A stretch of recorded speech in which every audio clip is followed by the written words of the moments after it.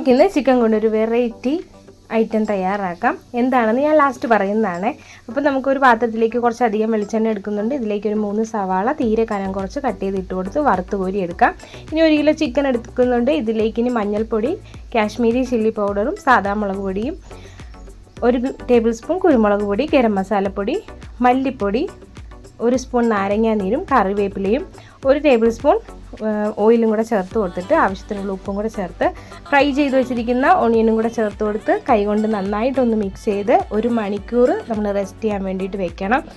അരമണിക്കൂറെങ്കിലും വെച്ചിട്ട് വേണം നമ്മൾ തയ്യാറാക്കി എടുക്കാൻ. ഇനി ഒരു പാത്രത്തിലേക്ക് നമ്മൾ ഫ്രൈ ചെയ്ത ഓയിൽ കുറച്ച് ഒഴിച്ച് കൊടുക്കുക.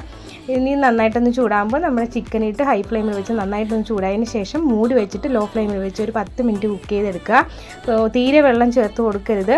ഇനി നമുക്കിത് വെന്ത് കഴിഞ്ഞാൽ ഹൈ ഫ്ലെയിമിൽ വെച്ചിട്ട് ഒരു 5 മിനിറ്റ് കുക്ക് ചെയ്താൽ chicken ready. Thank you for watching.